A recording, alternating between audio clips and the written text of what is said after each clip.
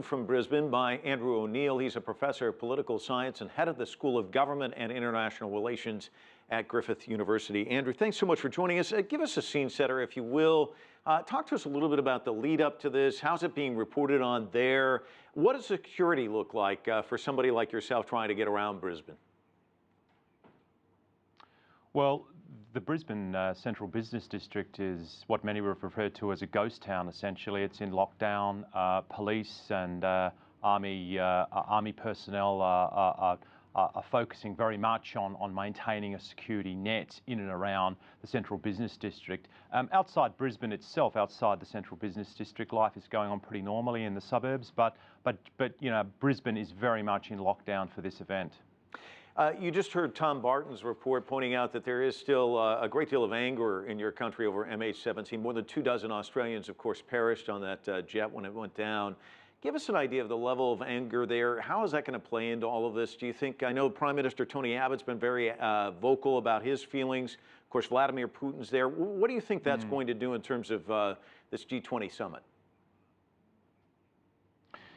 Look, I think like a lot of international summits and certainly like previous G20 summits, non-core agenda items will intrude into the discussion. That's inevitable. It did last year with Syria at the St. Petersburg summit, and it will again this year. The extent to which Vladimir Putin is held to account, not just on MH17, but also in relation to Russia's destabilization activities in Ukraine, I think will be something to watch. And I think a lot of that will, you know, we won't see. That will be very much in the domain of private talks among the leaders themselves. But it's pretty clear that there is some genuine grassroots dislike, some quite visceral dislike of Vladimir Putin's role in this, essentially making it a lot more difficult to undertake an immediate investigation of the crash site and forensic investigation that could have led to the recovery of more remains, including of Australians who were killed in that accident. As you mentioned, a lot of those will be private discussions. Let's talk about the public persona of what's going on out in public. What do you see as the top priority items at this year's summit? I think the Australian government has focused very much on narrowing the G20's agenda. We've heard previously that climate change is off the agenda as far as Tony Abbott is concerned. I think he's certainly going to, he's going to take a lot of heat on that, and he may well take some heat on that in private discussions as well, particularly on the back of the US-China climate change deal, which has got enormous coverage around the world. So Australia is looking a little isolated on the issue of climate change, to be frank. I think what the government's done, though, is to try and really narrow down the agenda to a few key issues. Economic growth, for example, the target of 2% growth in each G20 country over the next 5 years. Members have signed up to that. Mapping out how that will be achieved, I think, is going to be a key, a key assignment for heads of government over this weekend.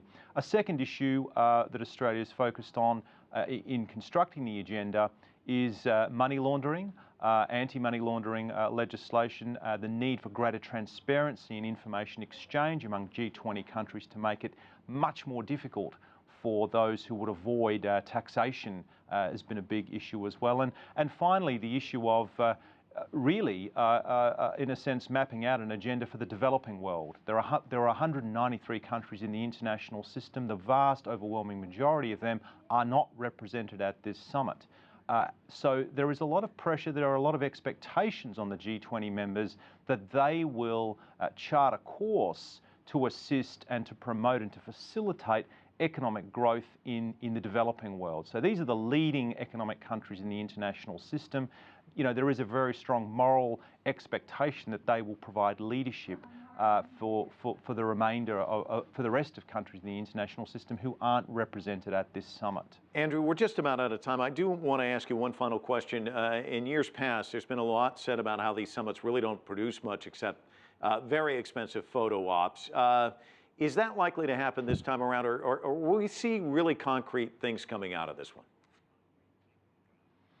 Look, I think what we'll see is a very focused communique. I think that will reflect the fairly focused agenda that Australia has put together. There'll be a lot of what's known as core business issues, that the core business of the G20, essentially macroeconomic and microeconomic in the area of infrastructure, for example, but largely macroeconomic messaging to the rest of the international system.